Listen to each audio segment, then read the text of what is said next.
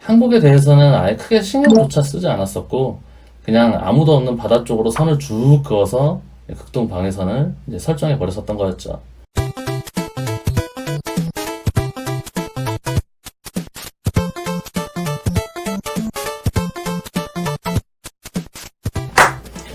안녕하세요. 반갑습니다. 우리가 알고 있거나 모르고 있는 여러 사람들에 대한 TMI 오브 피플, TOP 방송의 이든이안입니다. 오늘 이야기는요, 우리 한반도의 가장 큰 비극 중 하나죠. 바로 6.25 한국전쟁에 대한 이야기 중 하나인데요. 그 중에서도 이 6.25 전쟁을 야기시킨 여러 수많은 요건 중에 하나였던 어떠한 이 선을 그은 이 딘 에치슨이라는 사람에 대한 이야기입니다. 일단 1945년 이 일본으로부터 식민지 시기가 해방된 우리나라는 스스로를 보호할 수 있는 이 자주국방이라는 것을 할 수 없는 상태였었는데요. 2차 세계대전 승리의 주요 역할을 했었던 나라들은 이런 한반도의 상황을 잘 알고 있었고, 그렇게 이제 위선 38도의 선을 기준으로 남쪽은 미국이, 북쪽은 소련이 관리를 해준다는 명목 하에 이 신탁 통치가 이제 진행되기 시작하면서 남과 북은 그렇게 분단이 돼버리고 맙니다. 물론 이런 관리가 당연히 당시 한반도 입장에서는 고마울 수도 있고 또는 이제 싫어할 수도 있는 부분인지라 한반도 내에서도 이 신탁 통치와 관련된 이 찬반 양상이 이 좌익 세력과 우익 세력으로 나눠져서 한때는 이 신탁 통치 찬성과 반대 운동이 이제 서로 아주 격렬하게 일어났었는데요. 어쨌든 중간에 여러 일들은 참 많았지만 결론적으로 남과 북은 그렇게 둘로 나눠지게 되어버렸었습니다. 하지만 이 소련의 공산주의와 미국의 자유민주주의와 같은 사상이 다른 국가들의 통치는 그 하위에서 관리를 받고 있던 나라들의 사상까지도 이제 달라져 버리게 만들어버리는 부작용을 좀 낳기 시작했는데요. 당장 남한인 우리 대한민국 안에서조차도 지역 간의 갈등, 종교 간의 갈등, 심지어 남자 여자 간의 갈등까지 사회 문제적으로까지 이제 거론되는 이런 인간의 본능 아닌 본능이 국가 사상까지 달라져 버리는 그 시점에서 정말 어마어마한 서로 간의 적대심을 키우게 되기에는 충분했겠죠. 하지만 당시엔 그 누구도 이런 부분을 상상하지 못했었습니다. 그저 스스로 일어날 수준까지 한반도가 이제 발전해줘 준다면 그때 소련과 미국의 도움 없이 그냥 우리끼리 다시 잘 살자 하는 이제 그런 순진한 바람만 있었죠. 근데 하지만 시간이 조금 지나고 6.25 전쟁이 이제 발발하기 직전까지 그동안 남한과 북한은 툭하면 38선 지역에서 소규모 전투를 벌였었는데요. 이로 인해서 서로 간의 사상자도 꽤 빈번하게 발생하고 있었죠. 이런 상황 속에서도 서로의 통일을 바라는 전 국민들의 바람은 동일했었지만 문제는 이 통일을 하는 방식에 대한 남한과 북한의 생각의 차이가 점점 너무 달라졌다는 겁니다. 당시 북한의 통치자였던 김일성은 이제 남한을 공격해서 무력 통일을 하는 계획을 아주 면밀히 짜기 시작했는데요. 하지만 아무래도 북한 혼자만의 힘으로 이 미국이 끼어있는 남한을 공격하기엔 이제 무리가 있다고 판단한 김일성은 1949년 3월에 이제 느닷없이 소련과 동맹을 맺는다며 이제 소련의 모스크바로 방문하는 일이 있었는데요. 모스크바에 도착한 김일성은 이제 그 자리에서 바로 소련의 통치자였던 스탈린에 대해서 스탈린 형님 짱 이런 식의 아부성 짙은 공식 연설을 하기 시작했고, 그 뒤로는 스탈린에게 이제 남침에 대한 도움을 이제 노골적으로 요청하기 시작했었습니다. 물론 2차 세계대전의 동맹국이었던 소련과 미국은 당시 서로의 거대한 군사력에 대한 부담감으로 인해서 서로 견제하면서 또 얼굴로는 서로 웃고 있어야 하는 약간 애매모호한 사이였기 때문에 이런 미국을 건드려봐야 좋을 게 없다고 판단한 스탈린은 당연히 초반부터 이런 요청을 거절했었죠. 하지만 이 김일성의 이 전쟁에 대한 집착은 끝이 없었습니다.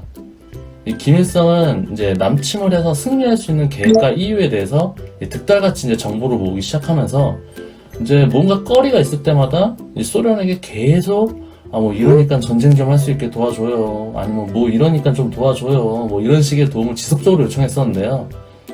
이게 삼국지의 삼고초려도 아니고 거의 50회에 가까운 요청을 합니다.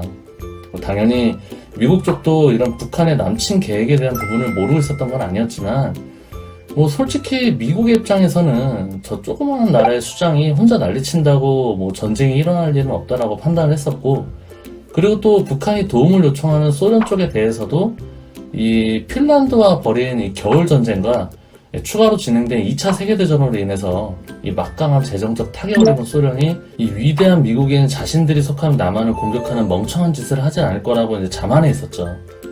결국 그 자만의 결과로 1949년엔 뭐 이젠 굳이 수많은 미군들이 남한에 있을 필요가 없다라고 결정을 내리게 됐었고, 그렇게 77,600여 명의 이제 미군들은 한반도에 딸랑 군사 고문단 한 500명 정도만 남겨두고 철수를 하게 됩니다. 그리고 남한 쪽에는 탱크 한 대 없는 간략한 경무기 위주로만 무장된 군사력을 만들어 놓고 말이죠. 뭐 아까도 말씀드린 그 툭하면 38선에서 서로 싸우는 남과 북을 그나마 불안하게 여긴 미국이 뭐 이러다 까딱 더 큰 전투로 벌어지는 것을 막기 위한 나름의 조치였었죠. 어쨌든 이런 미국의 자만은 1950년 1월 10일 이제 미국 상원 외교위원회 비밀회담에서 이 딘 애치슨이라는 미국 국무장관이 그 소련과 중국 공산당의 침략을 최종적으로 저지하는 이 자신들만의 극동 방위선을 만들어 그은 부분을 제출하게 됐었는데요. 그러니까 혹시라도 소련과 중국 공산당 쪽이 벌이는 전쟁의 여파가 딱 여기까지 넘어오면 그때 무조건 미국이 전쟁에 참여할 거니까 아시아 너네들이 뭐 맨날 전투를 하니 마니 하는 부분을 관여하지는 않는데 대신 최소한 여기까지는 넘어오지 말라라는 나름의 기준을 설정한 거였죠. 하지만 여기서 문제가 뭐였냐면 바로 정작 남과 북이 갈라져 있던 한반도는 이 애치슨 라인에 포함되지 않았었다는 부분이었습니다. 거기다가 이런 애치슨 라인의 설정은 조금만 생각하면 여러 문제를 야기시킬 수도 있다는 부분을 충분히 인지할 수 있었지만 미국은 이 외교위원장 톰 커널리를 통해서 이 애치슨 라인을 별도의 수정 없이 그냥 전 세계적으로 발표하게 됩니다. 그리고 애치슨은 이 미국 신문기자협회에서 이 아시아의 위기라는 제목의 연설을 하면서 뭐 솔직히 소련과 중국이 뭐 이런저런 전쟁거리를 하려고 했던 거 다 알고 있다. 그래서 미국은 이런 애치슨 라인을 만들었으니까 니들끼리 뭐 이렇게 저렇게 하는 대신 최소한 이 선은 넘지 말라는 식의 이제 말을 공식화했는데요. 솔직히 그 당시 미국의 이 애치슨 라인 설정의 주된 원인은 본인들이 지원하던 중국 국민당과 소련의 중국 공산당의 이제 전투에 대한 부분이 대다수를 차지했었기 때문에 한국에 대해서는 아예 크게 신경조차 쓰지 않았었고 그냥 아무도 없는 바다 쪽으로 선을 쭉 그어서 극동 방위선을 이제 설정해 버렸었던 거였죠. 뭐 굳이 한국 같은 저 작은 나라의 육지 부분까지 선을 긋기엔 뭐 볼펜이 너무 두꺼웠던 탓이었을까요? 뭐 어쨌든 이런 애치슨의 선언 이후에 대한민국의 외무부 장관이었던 임병직님은 바로 주한미국 대사를 불러들여서 야 이거 어떻게 된 거냐, 우리 왜 뺐냐, 빨리 다시 어떻게 좀 해보라, 뭐 이런 식의 이제 해명을 요구했었지만 애치슨 입장에서는 뭐 아니 꼭 그걸 말로 해야 되냐, 어차피 니네 나라 우리 미국이 보호해주는 거 세상천지가 다 아는데 굳이 어렵게 내가 거기까지 선을 다시 그어줘야 되냐, 뭐 그리고 게다가 이제 와서 니네 조그만 나라 선 하나 때문에 내가 다시 그어야 된다고 전 세계적으로 다시 얘기하면 이 내 체면이 좀 깎이지 않겠냐, 뭐 이런 식으로 대한민국의 공식 입장 요청을 그냥 묵살해버립니다. 뭐 신경도 안 썼대요. 아무튼 뭐 이런 미국의 자만심은 어떻게든 전쟁을 하고 싶어서 있는 핑계 없는 핑계를 다 긁어모으던 김일성에겐 아주 좋은 재료가 됐었는데요. 뭐 더 기다릴 것도 없이 김일성은 이 애치슨 라인이 선언되자마자 이제 기다렸다는 듯이 스탈린에게 재차 남침에 대한 도움을 또 요청하게 됐었고, 뭐 그 당시 내전 중인 중국 국민당과 공산당 중에 뭐 그 수세에 몰리고 있었던 중국 국민당으로부터 손을 떼고 있었던 미국의 행동도 있었고, 거기에 이런 애치슨 라인까지 선언된 부분, 그리고 김일성이 최단 기간으로 남한 전체를 점령할 수 있다고 지속적으로 제출했었던 이 전쟁 시나리오까지 검토하던 스탈린은 결국 애치슨 라인이 선언되었던 1950년 1월 그 달에 바로 그래 도와줄게 라는 이제 편지를 김일성에게 보내게 됩니다. 그리고 3월 말에 스탈린과 김일성의 비밀회담에서 스탈린은 중국에게 같은 공산당 형제 아이가 뭐 이러면서 이제 중국 쪽에도 참전을 요청하게 됐었고, 결국 북한은 중국에 36,000여 명의 이제 병력을 지원받고, 소련에게는 1억 3천만 루블의 이제 무기를 이제 지원받게 됩니다. 이렇게 순식간에 북한은 남한에 비해서 이제 2배 가까이나 군사력이 커지게 됐었고, 그렇게 자신감 뿜뿜하던 북한은 1950년 6월 25일 새벽 4시경에 그렇게 남한을 향해 돌진하기 시작했습니다. 그리고 참 그로부터 3년간 정말 많은 일들이 있었던 전쟁이었죠. 지금까지도 영화 소재로서도 뭐 고갈이 되지 않는 마르지 않는 샘물처럼 말이죠. 게다가 결국엔 어차피 전쟁을 끝내지도 못하고 휴전한 채로 한반도는 다시 또 둘로 나눠지게 돼버렸는데요.